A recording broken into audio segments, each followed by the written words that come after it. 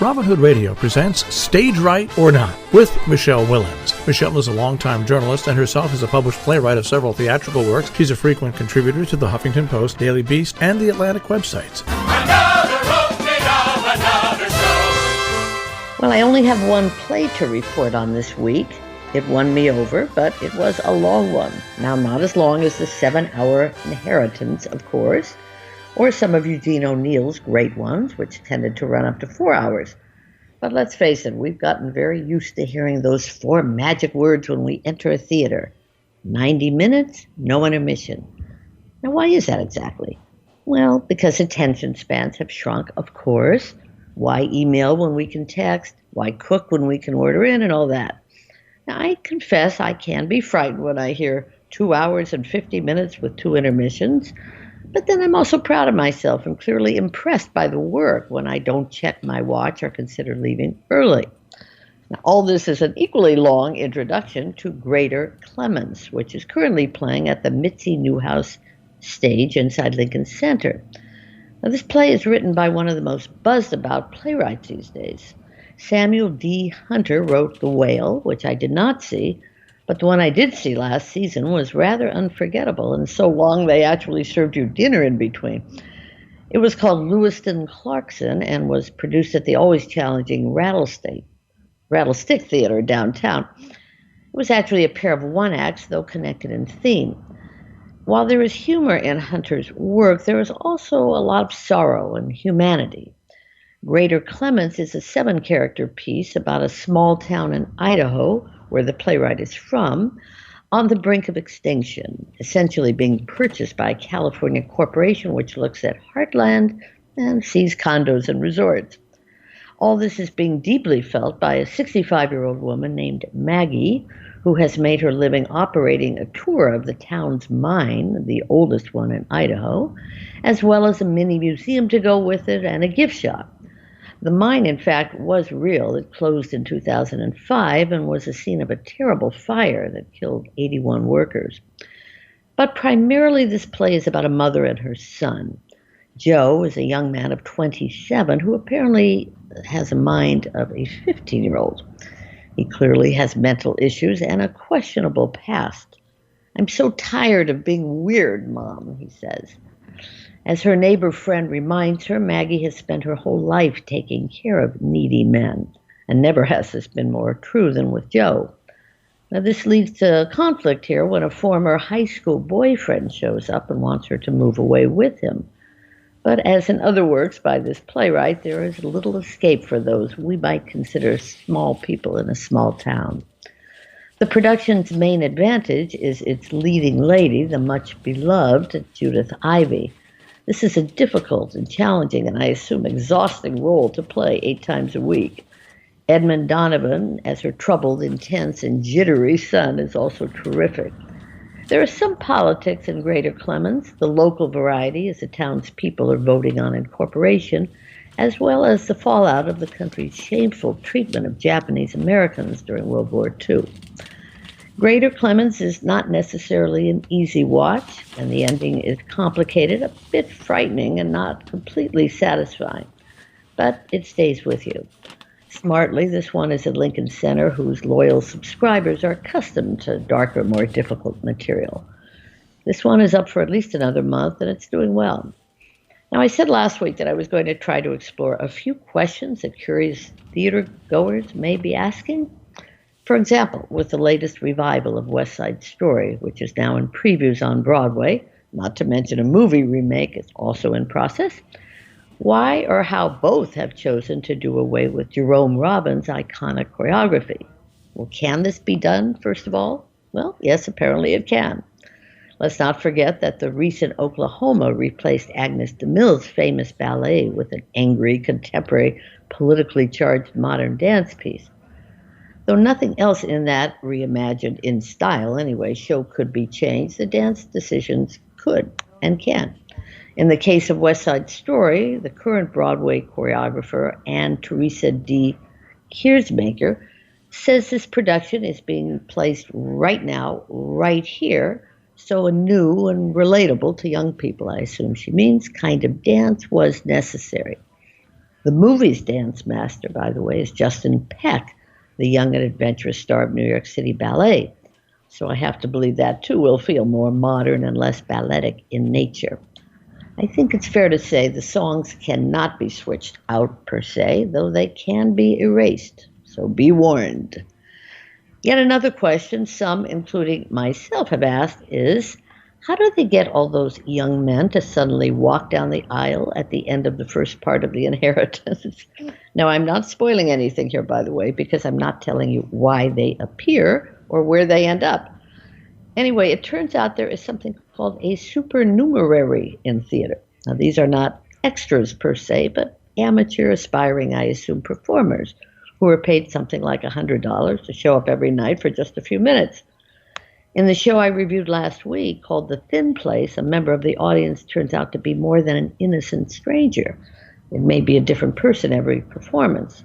Yes, I guess he or she would be a supernumerary. Well, who knew?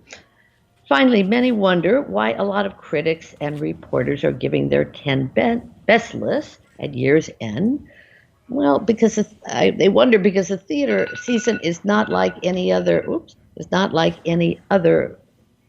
Season. It generally begins in the fall and ends in the spring, also known as Tony's time. So it simultaneously feels too late and too early to make such a list. But I will note a few winners within that world over the year, beginning with playwright Jackie Sibley's Drury, whose Fairview won the much-coveted Pulitzer for drama. Likewise, the theater that premiered it in New York, Soho Rep, moved up on the must-visit off-Broadway list. Another African-American playwright, Jeremy O. Harris, clearly is a new name who had and will have continued impact. His slave play is nothing if not provocative, and there are more to come. Neither Black nor new writer Aaron Sorkin has had a year to remember. His To Kill a Mockingbird has apparently just become the most profitable American play ever. Now, we know he faced a lot of controversy presenting a new take on an old tale, but, well, no one could deny that worked. The cast recently changed, a slow dissolve from Jeff Daniels to Ed Harris, but no one blinked.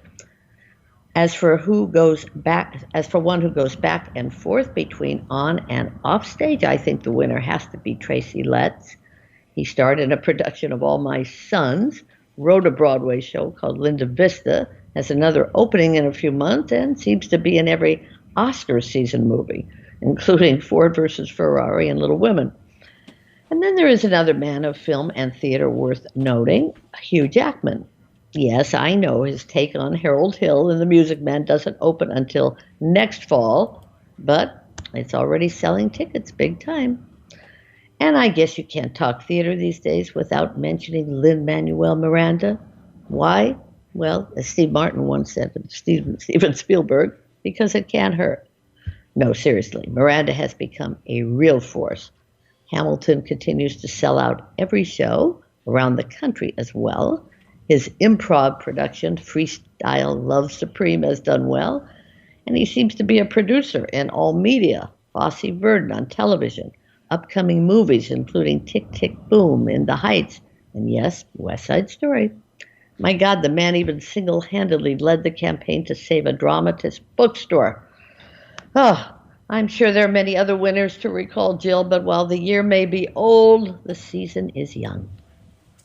And I bet you're getting all ramped up for the official new year.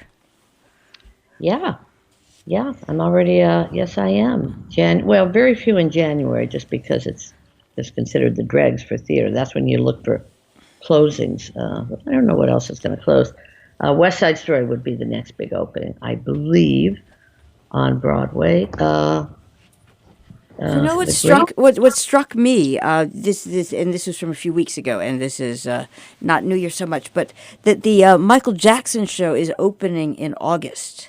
Yes. And I can only remember, I think the things that I remember opening in August was one of them was Miss Saigon.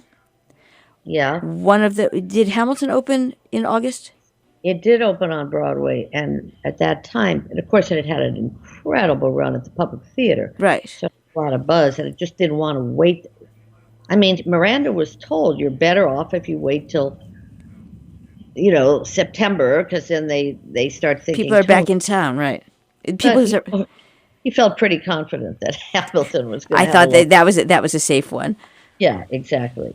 So yes, of course, theoretically you can open in the summer, but just because of tourists coming in and out, it just doesn't feel theater opening. We really do traditionally think of September, October. That's when Music Man is coming then, and no, it looks like a lot of big stuff is coming. And it gets in before the Music Man, which might be. I mean, if you're going to do these things don't happen in a vacuum, which most people don't realize.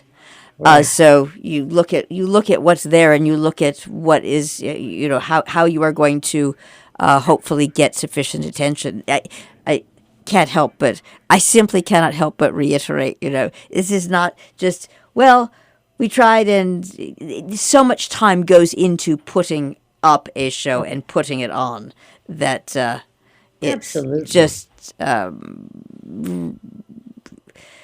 inefficient and unfair to dismiss it with, I didn't like it, so Absolutely. So what's next? What's next? I probably should have mentioned Hadestown as well. It did win the Tony, so it doesn't need me to say it's a winner. But it since winning that Tony, it's been pretty much a sellout all year long, and it's starting a national tour soon. So that was certainly, I would say, the big musical.